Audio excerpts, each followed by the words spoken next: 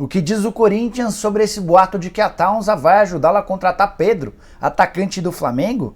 No vídeo de hoje do canal do Nicola, respondo a essa pergunta, falo também sobre o São Paulo, dando mais um passo rumo à SAF. Bora contar ainda sobre a Leila Pereira, que admitiu publicamente que rompeu com a Mancha Verde. Chegou a cobrar da organizada R$200 mil, você vai entender daqui a pouquinho. Vou te atualizar também sobre o Flamengo e a busca por reforços. Tem novidades importantes no mundo do futebol com a eliminação do Vasco, a classificação praticamente garantida do Fluminense, ainda outros detalhes e muita coisa sobre o mercado. Você não perde por esperar. Antes, deixa eu só me apresentar. Jorge Nicola, jornalista esportivo, e criei esse canal no YouTube para deixar você mesmo, super bem informado sobre as coisas do futebol, para não perder nada sobre o mercado de transferências, bastidores, finanças, salários e muito mais. É só apertar esse botãozinho vermelho de inscreva-se. Combinado? Bom, bora começar o vídeo contando que ele tem um oferecimento de 1xBet, a casa de apostas esportivas que tem sempre uma boa aposta para você. Nessa quinta-feira, 5 jogos da Liga Europa, com destaque para Barcelona e Galatasaray. Um pouquinho mais tarde, 8h30 da noite, no Morumbi, tem nada mais, nada menos do que São Paulo e Palmeiras, Campeonato Paulista. Vitória do São Paulo pagando R$ 3,06. Boa cotação, hein? O empate paga R$ 3,09. Para mim, ainda mais valor nessa aposta. E a vitória do Palmeiras pagando R$ 2,46. Se você achar que Palmeiras e São Paulo vão marcar gols, pode apostar na opção ambas equipes marcando, que paga R$ 2,06. Curtiu, né? Então faz o seguinte, pega agora mesmo o link que eu vou deixar no comentário fixo, faz seu cadastro na 1xBet e não se esqueça de usar o cupom Nicola para ter 100% de bônus no valor do seu depósito. Fechado?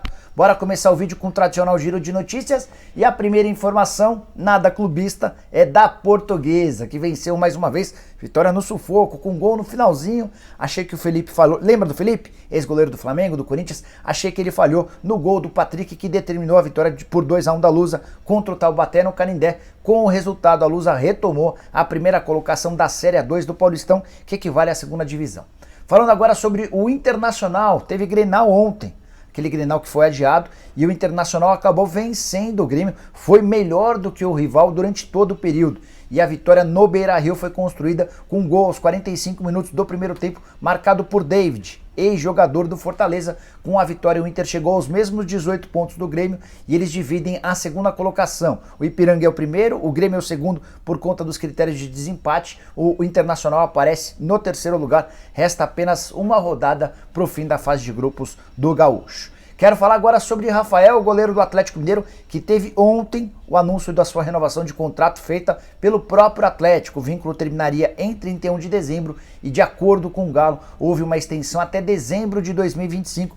Mesmo o Rafael não jogando tanto quanto se imaginava, segue garantido por mais várias temporadas. Para fechar o giro de notícias, quero contar que Carlos Bacca, atacante colombiano, 35 anos de idade, atualmente no Granada, conversou nos últimos dias com o Ceará. O vovô segue atrás de um camisa 9 de peso, mas conversei com o presidente do Ceará, o Robinson de Castro, e ele me assegurou que não houve acordo, não houve avanço nas tratativas com o Bacca, que não tem jogado como titular no Granada e seria certamente uma boa opção para o vovô ao longo da temporada. Bora falar agora sobre a treta entre Neymar e Donnarumma.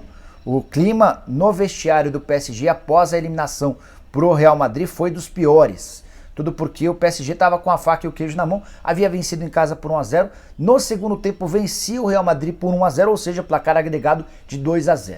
Pois o Donnarumma falhou, saiu o primeiro gol do Benzema, o Benzema voltou a marcar o segundo e em falha do Marquinhos, o Benzema garantiu 3-1, que assegurou a passagem do Real Madrid e a eliminação do PSG na fase de oitava de final. Antes de falar sobre a treta do Neymar com o Donnarumma, contar que o presidente do PSG e o Leonardo foram até o vestiário do árbitro e tentaram arrombar o vestiário para pegar o árbitro, tudo porque não gostaram da não marcação de uma eventual falta no lance do primeiro gol. Já sobre Neymar e Donnarumma, de acordo com o jornal Marca, o Neymar foi cobrar o Donnarumma no vestiário pós-jogo. Pô, como é que você faz aquilo? O time estava super bem, não pode fazer isso. Donnarumma não teria gostado, foi pra cima do Neymar e só não houve o episódio de socos e tudo mais porque a galera do Deixa Disso acabou intercedendo. Clima péssimo de um PSG que vai perder o Mbappé na metade da temporada e há especialistas em mercado europeu afirmando que Neymar ou Messi também podem deixar o clube francês depois de mais um fracasso na Liga dos Campeões. E você, o que você achou da eliminação de Neymar, Messi e Mbappé juntos? Use o espaço para comentários para palpitar, beleza? Bora falar agora sobre o Vasco da Gama eliminado da Copa do Brasil. Empate no tempo normal com a Juazeirense, derrota nos pênaltis. Com o detalhe de que a Juazeirense foi melhor do que o Vasco durante quase toda a partida, talvez até merecesse a vitória dentro dos 90 minutos. Com a classificação, a Juazeirense leva R$1.900.000 de prêmio, pago pela CBF, prêmio que garante praticamente o ano inteiro da folha salarial do clube baiano. É uma coisa importante, o Calaça, 41 anos de idade, lembra dele? Jogou no Flu, na Portuguesa, entre outros, pegou 2 pênaltis e foi o grande herói da noite do Juazeirense.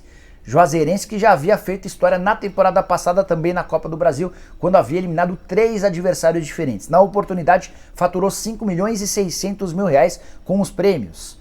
Por chegar à terceira fase da Copa do Brasil, também em 2022, já tem mais R$3.200.000 assegurados em 2 anos, somente com Copa do Brasil. A Juazeirense já embolsou R$8.900.000. Clima muito ruim no Vasco, pressão, torcedores já se organizaram para fazer manifestações e certamente vai aumentar a cobrança por reforços. Esse time do Vasco não tem a menor condição de subir para a Série A do Campeonato Brasileiro. Quero falar agora sobre as zebras, até aproveitar o ensejo, o fator Vasco, para contar um pouquinho ou te atualizar sobre como é que anda a Copa do Brasil.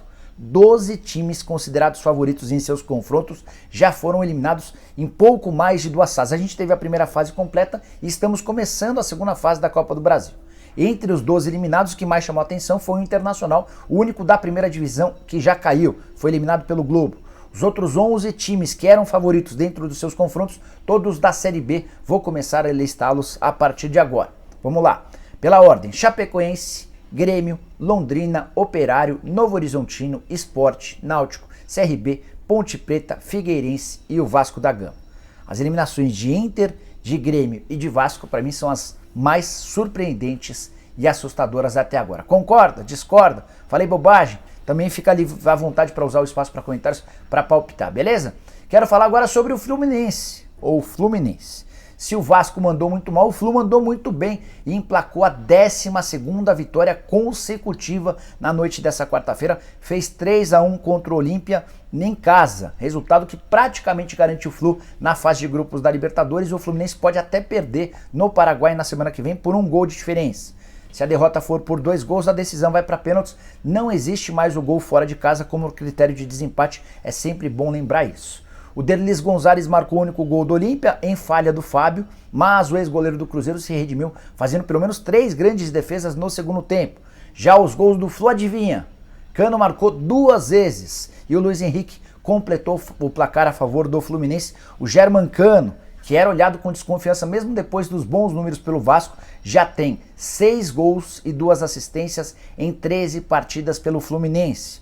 Com o detalhe de que nos últimos 5 jogos foram 4 gols marcados. O argentino segue deitando e rolando agora com a camisa do Fluminense. Só para arrematar sobre essa possível classificação do Flu, 31.799 pessoas estiveram no Newton Santos. Público bem legal, por uma renda de R$1,1 milhão. Beleza? Quero falar agora sobre o Cruzeiro para explicar para vocês o que é de verdade nessa história de que Anselmo Ramon interessa a Raposa. Os dirigentes do Cruzeiro não costumam comentar a respeito de negociações, mas fui falar com um representante do CRB, o Thiago Paes, que é o executivo de futebol do CRB. Perguntei: e aí, tem alguma coisa? Vocês foram procurados? Ele disse o seguinte, abre aspas: acompanhei mais pela imprensa. Da nossa parte não há interesse nenhum de abrir negociação. Aqui é a parte mais importante. Agora, o atleta tem uma multa que varia entre R$1,5 milhão e R$2 milhões. E se o clube que quiser contratá-lo tiver interesse de pagar, a gente não tem o que fazer. Mas, da nossa parte, não há nenhuma vontade de negociá-lo. Posição institucional. Ele é nosso principal jogador. Fecha aspas. Só para citar que o Anselmo Ramon, na atual temporada, tem 8 jogos e 5 gols marcados pelo CRB, que pretende, imagina ser capaz de brigar pelo acesso para a Série A durante a segundona. Bora falar agora sobre João Paulo no Flamengo. Mais do que só o João Paulo, vamos falar sobre a busca do Flamengo por reforços. Depois de se livrar daquela possibilidade de penhora de até 127 milhões de reais, o Flamengo decidiu voltar ao mercado de contratações e fará alguns movimentos nos próximos dias. Durante o programa do Nicola dessa quarta-feira, me perguntaram se o João Paulo dos Santos pode pintar no Flamengo. Conversei com uma pessoa, um dos representantes do João Paulo, e a pessoa assegurou que não existe nenhuma negociação no momento, que ninguém no Flamengo procurou nem o Santos, nem o João Paulo para tratar sobre esse assunto. Então, todas as especulações envolvendo o nome de João Paulo até agora não se confirmam. Também conversei com uma pessoa ligada ao Atlético Paranaense para saber se o goleiro Santos poderia ter recebido uma proposta oficial. Até agora muito barulho, muita especulação, mas preto no branco, papel timbrado do Flamengo, nada. De qualquer forma, o Flamengo vai precisar buscar um goleiro e se imagina que o Santos seja o nome. Diego Rossi, atacante uruguaio que pertence ao Los Angeles e está emprestado ao Fenerbahçe. Já trabalhou com o Paulo Souza. É outro que esteve perto e deve ter suas conversas retomadas nos próximos dias. O Flamengo que também busca um volante. O André Giroto foi alvo em janeiro, negócio descartado. O Nantes não quer negociar em definitivo. Já o Thiago Mendes é um velho sonho e pode acabar se concretizando até a metade do ano. O grande problema é que o Thiago vive boa fase. Tem sido titular no Lyon, por exemplo, na vitória contra o Porto em Portugal. Nessa quarta-feira, o Thiago Mendes jogou o tempo inteiro. Pois bem, o Flamengo vai tentar contratá-lo, se não agora, para a janela da metade do ano e vai se utilizar do fato do contrato do Thiago Mendes estar terminando. Se o Lyon não vendê-lo agora, vai perder o jogador de graça em alguns meses. Bom, chegou a hora de falar sobre o São Paulo e o Tricolor dando mais um passo rumo à Sociedade Anônima do Futebol. Havia contado para vocês alguns dias atrás que o Tricolor vai começar a fazer com frequência reuniões para discutir o tema da separação entre o futebol e o clube social. Essa série de reuniões vai se dar, em geral, às sextas-feiras, com um intervalo de 15 dias. São Paulo montou em novembro do ano passado uma comissão que está se debruçando a respeito de uma série de temas, na parte fiscal, na parte tributária, na parte jurídica, na parte de publicidade, tudo para que o São Paulo possa tomar a decisão da separação do futebol do social com o maior número de informações possíveis. E na última reunião surgiu a possibilidade ou a ideia a pergunta, o questionamento sobre quanto vale o São Paulo. Desde então o São Paulo foi ao mercado para buscar uma empresa de consultoria que fosse capaz de apresentar um estudo para relativizar, para avaliar qual o valor do São Paulo no mercado. É com esse número que o São Paulo vai aguardar por propostas um pouquinho mais para frente de investidores nacionais ou internacionais diante da possibilidade de venda. Pois bem, em cima dessa história de que o São Paulo buscaria uma consultoria, dá para dizer que o Tricolor já assinou com Álvares e Marçal. Essa vai ser a empresa responsável por buscar parceiros ao São Paulo, por buscar novas receitas e, ao mesmo tempo, criar um estudo para saber o valor real do São Paulo. Muita gente fala em 1 bilhão, 2 bilhões, 3 bilhões, mas ninguém no São Paulo tem uma certeza, tem uma exatidão. Isso vai ser possível a partir desse estudo. Mas, porém, contudo e todavia, quero deixar claro para vocês que não é um processo rápido. Até só a título de curiosidade, outro dia perguntei para o Júlio Casares se entre os vários clubes que foram sondados pelo Grupo City, o dono do Manchester City, se o São Paulo em algum momento foi sondado. Dá uma olhada na resposta do Júlio Casares que diz bastante sobre o tema. Abre aspas. Não fomos procurados. Eles sabem que essa pauta para nós é muito complexa. Ou talvez impossível, mas quem sabe daqui a 3 anos, fecha aspas. Por que o Júlio trata com tanta dificuldade? Porque dentro do Conselho Deliberativo há uma resistência muito grande em relação à SAF, em relação à Sociedade Anônima do Futebol. São Paulo espera que bons exemplos de adversários com esse processo da SAF acabem por criar uma imagem bacana dessa novidade e permita que os conselheiros deliberativos do Tricolor aprovem essa pauta num futuro não muito distante. Então são duas informações para vocês. Prazo de 3 anos indica toda a dificuldade interna. Grupo City procurou o São Paulo, não procurou, de acordo com o próprio presidente do Tricolor. Beleza? Bora falar agora sobre a Taunza, que poderia ajudar o Corinthians na compra do Pedro. Informação que foi divulgada nessa quarta-feira pelo Ronaldo Giovanelli, ex-goleiro do Corinthians e hoje comentarista de futebol. Só antes de me aprofundar no tema, vale lembrar que foi o Ronaldo Giovanelli o primeiro a contar que o Corinthians já tinha se acertado com uma empresa que ajudaria no pagamento de salários de grandes atletas. Depois, com o tempo, a gente foi descobrir que era a Taunza, e a Taunza já ajudou com a contratação do Paulinho e agora também discute internamente a possibilidade de fechar ou com o Cavani ou com o Suárez, desde que eles queiram jogar no futebol brasileiro. Pois bem, em cima dessa história de que a Taunza poderia ajudar na contratação do Pedro, fui perguntar por uma fonte super importante dentro do clube, alguém que tem enormes poderes e que tem me passado uma série de informações muito precisas nos últimos tempos. Falei, e aí, você acha que a Taunza pode pagar cerca de 20 milhões de euros ou mais do que isso para tirá-lo do Flamengo? A resposta dessa pessoa, desse dirigente corintiano, foi a seguinte, abre aspas, pelo amor de Deus, esquece isso, fecha aspas. Não é nem um desmentido de forma simples, é um desmentido de forma categórica. Não tem a menor chance disso acontecer. Entre os motivos para um veto tão grande são as cifras, né? A Taunza havia se comprometido a ajudar com os salários.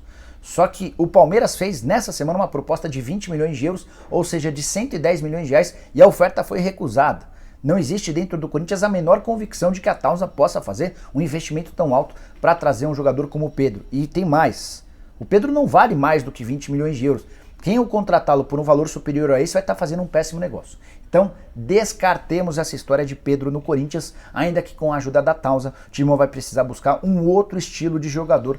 E o Luizito Soares e o Cavani são os grandes alvos da empresa do agronegócio. Essas são as bolas da vez no Corinthians, graças à Taunza, tá? Bora fechar o vídeo para falar sobre o racha entre Leila Pereira e Mancha Verde. Era algo que a gente já imaginava que estava acontecendo, mas que se tornou público a partir da entrevista da Leila ao jornal Estado de São Paulo. A Leila deixa bem claro que rompeu de vez com a Mancha Verde e conta até que exigiu a devolução de 200 mil reais. Aí você pode estar se perguntando, que 200 mil reais são esses, Nicola? A Leila explica nessa entrevista que antes do Mundial ela foi procurada por representantes da Mancha que pediram uma ajuda para levar integrantes da torcida lá para Abu Dhabi, onde foi disputado o Mundial. Ela perguntou quanto vocês precisam? Ah, 200 mil reais, tá bom. E ela foi e doou esses 200 mil reais. Pois bem, o pedido de devolução e o fim da relação do casamento entre Mancha e Leila se deu graças ou por causa do Olivério Júnior, que era o assessor de imprensa da Leila há quase 7 anos, havia se tornado o coordenador de comunicação do Palmeiras desde que a Leila assumiu a presidência e se tornou uma vítima, um alvo da Mancha Verde. E a Leila se sentiu traída, porque em determinado momento ela se sentou à mesa com o Paulo Serdán, que é um dos líderes da Mancha, e perguntou: Serdán, você tem alguma coisa contra o Olivério? O Olivério em algum momento falou mal do Palmeiras? Tem algo que denote alguma situação dele ruim contra o Palmeiras? E o Serdán disse que não. A Leila falou, então deixa ele trabalhar, deixa ele quieto. O Paulo Serdán teria concordado, mas alguns dias depois a Mancha Verde soltou 3 comunicados exigindo a demissão do Olivério. A Leila não gostou, disse que ela quem vai mandar no Palmeiras, embora tenha muita gente querendo assumir a condição de presidente, foi ela quem foi eleita e ela não vai aceitar esse tipo de interferência. Cobrou os 200 mil reais que, segundo ela, já foram devolvidos. Por outro lado, Paulo Serdán também, em uma entrevista recente, afirmou que partiu dele a ideia de devolver a grana, até porque quando as partes romperam, quando a Mancha e a Leila passaram a ocupar lados distintos, a Mancha Verde se sentiu na obrigação de devolver essa grana. Acabou também, a partir de agora, o apoio para o Carnaval. A Crefisa colocou muitos milhões de reais nos últimos anos, graças à Lei Rouanet, aquela lei de incentivo, no Carnaval da Mancha. Eram 3 milhões de reais por ano, mais ou menos. E de acordo com a Leila, esse apoio acabou, as partes estão rompidas de fato. Tudo isso em bem pouco tempo, né? Em menos de 2 meses da Leila como presidente do clube. Estou curioso para saber quais serão os próximos passos. Mas acho que pode ser importante para a Leila não ter essa relação super próxima com a torcida organizada, que muitas vezes pensa no bem próprio em vez de pensar no bem do Palmeiras. E você, como é que você vê essa questão? Use espaço para comentários, deixa a sua opinião, a gente se vê mais tarde, fechado? Ah, não esquece também de curtir lá e seguir a gente no canal de cortes aqui no YouTube. A gente sempre posta os principais vídeos para você não perder nada. Abraço, tchau!